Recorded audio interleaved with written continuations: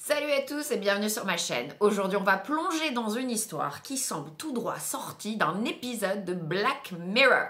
Mais non, c'est bien réel et ça se passe en France, à Béziers. Alors accrochez-vous, c'est une ville où les crottes de chiens sont traquées avec l'ADN. Un pass ADN pour les toutous, des amendes qui piquent et un maire, Robert Ménard, qui n'en est pas à son premier délire. Vous vous souvenez, moi je m'en souviens en tout cas, que pendant la crise sanitaire, il avait déboulonné les bancs publics pour ne pas que les personnes âgées s'y assoient. Mais en fait, derrière cette mesure complètement folle, il y a un vrai danger. Un engrenage qui pourrait un jour nous viser, nous les humains. Alors installez-vous, on décortique ça, on va voir ça ensemble et dites-moi en commentaire si vous trouvez ça génial ou totalement absurde. C'est parti. Bon alors c'est quoi cette histoire de passe ADN canin? En fait depuis juillet 2023 à Béziers, si vous voulez promener votre chien dans le centre-ville, il lui faut une carte d'identification génétique. Oui, vous avez bien entendu, un passe canin ou en fait ça vaudrait mieux de l'appeler un vrai passe caca. Parce que franchement, c'est bien de ça dont il s'agit, c'est de traquer les crottes de chiens avec l'ADN. Alors comment ça marche? Un vétérinaire fait un prélèvement salivaire, imaginez un test Covid pour chien, et la mairie a offert les premiers tests, mais maintenant c'est 28 à 50 € par prélèvement. Pas de carte lors d'un contrôle, mesdames et messieurs, ce sera 38 € d'amende, oui. Et si votre chien laisse une crotte et que vous la ramassez pas, là, ça devient digne d'un film de science-fiction. Il y a un agent qui fait un prélèvement sur le caca avec un coton-tige. Il y avait eu un reportage sur BFM qui montrait ça.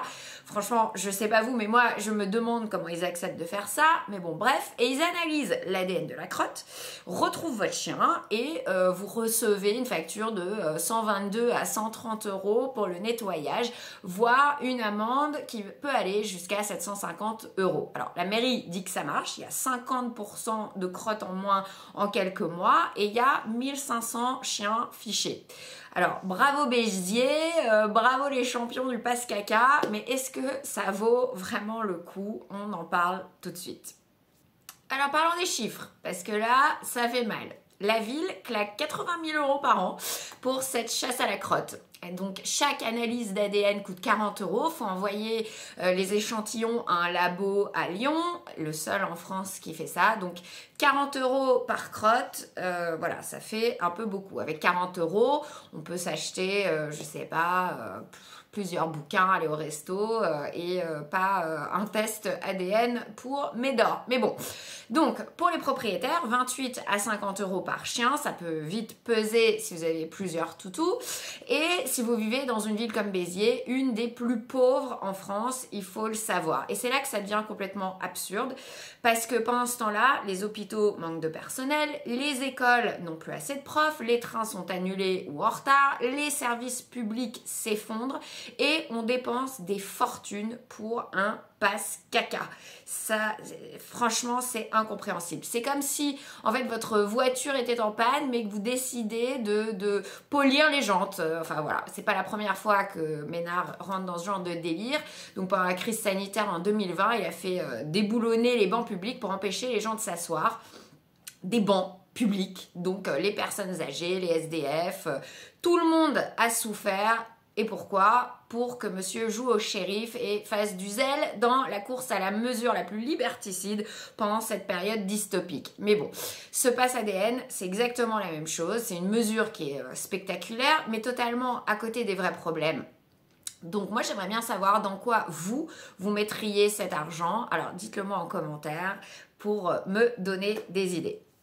Alors maintenant, on va parler du vrai problème, et là, ça rigole moins. Parce que ficher l'ADN des chiens, ok, ça peut sembler marrant avec ce passe caca, voilà. Mais une base de données génétique, même pour des chiens, en fait, c'est une base de données. Et les bases de données, ça peut fuiter, ça peut être piraté, ou pire, ça peut être réutilisé à d'autres fins. Et qui nous dit que ces données ne vont pas servir à identifier les propriétaires pour des raisons moins sympas? À Béziers, certains parlent déjà d'un fichage humain par procuration et c'est là que ça fait peur en fait. On est en train de mettre un doigt dans cet engrenage et ça, c'est risqué de banaliser le fichage ADN. Aujourd'hui, c'est pour les chiens, mais en fait, demain, pourquoi ça serait pas pour nous si c'est totalement banalisé?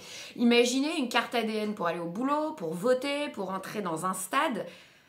Vous trouvez ça parano, complotiste, mais regardez autour de vous. Il y a des caméras de surveillance partout, les passes sanitaires, les passes JO, le traçage numérique, des cartes biométriques, la reconnaissance faciale.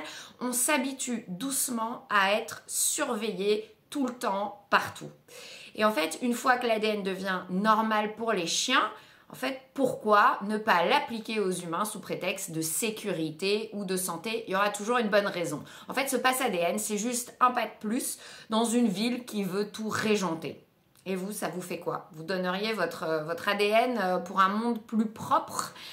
Écrivez-moi en commentaire ce que vous en pensez. Je suis curieuse de savoir vos réactions. Alors au final, qu'est-ce qu'on retient de cette folie? Le pass ADN canin de Béziers, ou plutôt le pass caca, part d'une bonne intention, évidemment, des rues plus propres. Qui pourrait ne pas vouloir des rues plus propres sans crotte de chien? Mais à quel prix? En fait, 80 000 € par an, des données génétiques qui posent question et une priorité complètement décalée, alors que les hôpitaux, les écoles, les transports s'écroulent complètement. Sans parler de cet engrenage flippant, aujourd'hui c'est les chiens et demain ça peut être nous. Donc franchement, il y avait des solutions peut-être plus simples comme distribuer des sacs à crottes gratuitement, évidemment, sensibiliser les gens, nettoyer plus souvent. Mais non, à Béziers, on préfère jouer à Sherlock Holmes avec l'ADN. Donc ce podcast, en fait, c'est pour ouvrir les yeux et lancer le débat. Alors dites-moi votre avis. Est-ce que vous trouvez cette mesure utile ou absurde ou inquiétante? Est-ce que ça va trop loin? Est-ce qu'on va trop loin dans le contrôle? Laissez-moi un commentaire, partagez la vidéo si vous l'aimez, abonnez-vous, likez, enfin vous connaissez l'histoire et on se retrouve bientôt pour une nouvelle histoire et promis, plus de passe caca la prochaine fois. Je vous embrasse et à bientôt.